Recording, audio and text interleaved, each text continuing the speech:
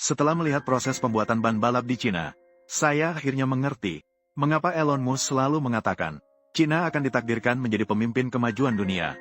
Elon Musk sama sekali tidak salah. Hanya dengan teknologi ban balap dari satu perusahaan terkenal, sudah mengalahkan telak hambatan teknologi Eropa dan Amerika. Dengan harga lebih dari 10.000 yuan, produk ini laris di seluruh dunia. Detail teknologinya bahkan melebihi imajinasi Anda. Dan langkah pertama dalam pembuatan ban serat karbon adalah membuat jeruji. Terlihat sebatang baja yang mengandung berbagai paduan dimasukkan untuk diluruskan. Kemudian dipotong secara merata dengan frekuensi yang sama. Pada saat ini, kita dapat melihat batang baja yang telah diluruskan. Sudah sangat lurus dan memenuhi syarat dasar. Kemudian dipindahkan ke depan untuk mulai diproses di kedua sisi. Pertama-tama, satu sisi harus ditekan menjadi kepala bulat. Lalu, sisi lainnya dibuat ulir. Membuat ulir dilakukan dengan menggunakan mesin pembuat ulir untuk memotong ulir luar pada baut. Dengan demikian, memperkuat pelek roda agar sesuai. Untuk memeriksa ulir, mereka memiliki cara mereka sendiri. Setelah jeruji sejajar, ulir di permukaan akan muncul di layar.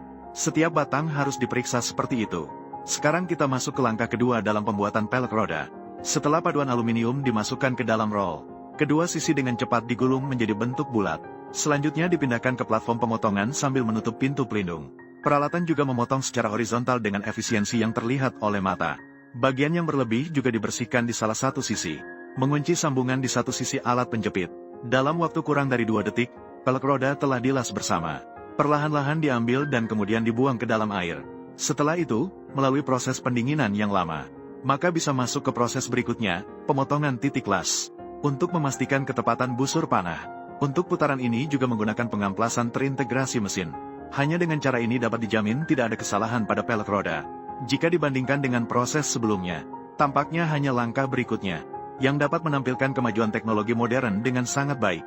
Saat pintu pelindung ditutup, mata bor beroperasi secara bersamaan. Pusatnya dibor menjadi satu lubang bulat demi satu lubang bulat, dan jaraknya konsisten tanpa ada penyimpangan. Saat ini, poros roda sudah terbentuk.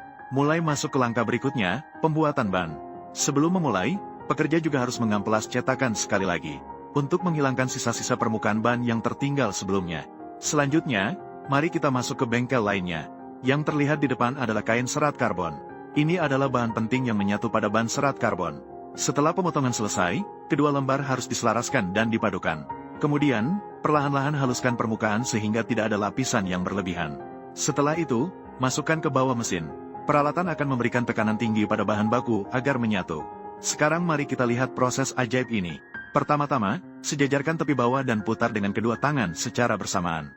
Dan pastikan semuanya terpadat sepenuhnya tanpa ada penyimpangan, terutama pada titik sambungan terakhir.